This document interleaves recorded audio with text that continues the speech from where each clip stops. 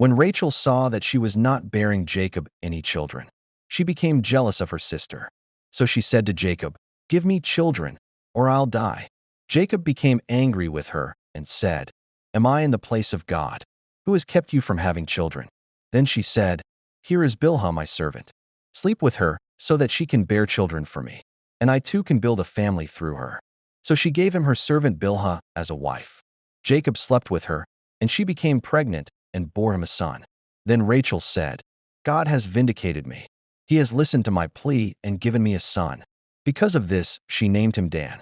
Rachel's servant Bilhah conceived again and bore Jacob a second son. Then Rachel said, "I have had a great struggle with my sister, and I have won." So she named him Naphtali. When Leah saw that she had stopped having children, she took her servant Zilpah and gave her to Jacob as a wife. Leah's servant Zilpah bore Jacob a son. Then Leah said, "What good fortune!" So she named him Gad. Leah's servant Zilpah bore Jacob a second son. Then Leah said, "How happy I am! The women will call me happy." So she named him Asher. During wheat harvest, Reuben went out into the fields and found some mandrake plants, which he brought to his mother Leah.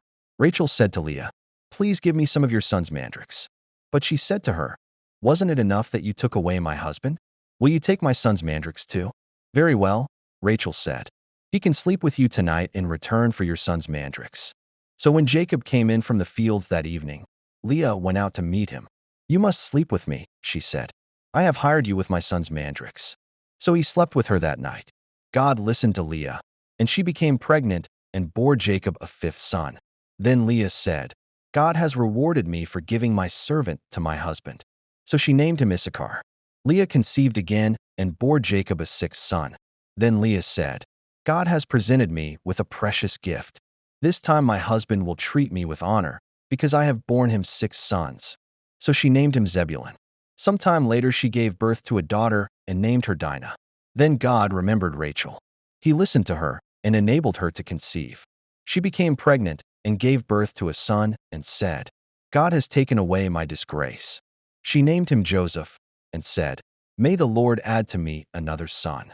After Rachel gave birth to Joseph, Jacob said to Laban, "Send me on my way so I can go back to my own homeland. Give me my wives and children, for whom I have served you, and I will be on my way.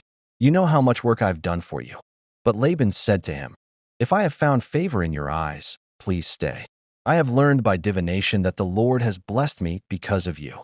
He added, "Name your wages, and I will pay them." Jacob said to him, "You know how I have worked for you and how your livestock has fared under my care. The little you had before I came has increased greatly, and the Lord has blessed you wherever I have been. But now, when may I do something for my own household?" "What shall I give you?" he asked. "Don't give me anything," Jacob replied. "But if you will do this one thing for me, I will go on tending your flocks and watching over them. Let me go through all your flocks today and remove from them every speckled or spotted sheep, every dark-colored lamb, and every spotted or speckled goat. They will be my wages, and my honesty will testify for me in the future. Whenever you check on the wages you have paid me, any goat in my possession that is not speckled or spotted, or any lamb that is not dark-colored, will be considered stolen." "Agreed," said Laban. "Let it be as you have said." That same day he removed all the male goats that were streaked or spotted, and all the speckled or spotted female goats, all that had white on them, and all the dark-colored lambs, and he placed them in the care of his sons. Then he put a 3-day journey between himself and Jacob, while Jacob continued to tend the rest of Laban's flocks. Jacob, however, took fresh-cut branches from poplar, almond, and plane trees and made white stripes on them by peeling the bark and exposing the white inner wood of the branches. Then he placed the peeled branches in all the watering troughs, so that they would be directly in front of the flocks when they came to drink.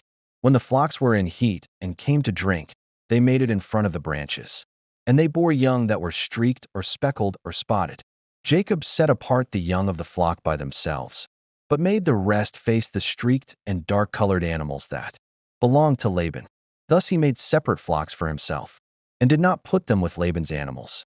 Whenever the stronger females were in heat, Jacob would place the branches in the troughs, in front of the animals, so they would mate near the branches. But if the animals were weak, he would not place them there.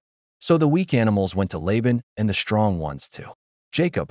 In this way the man grew exceedingly prosperous and came to own large flocks, and female and male servants, and camels and donkeys.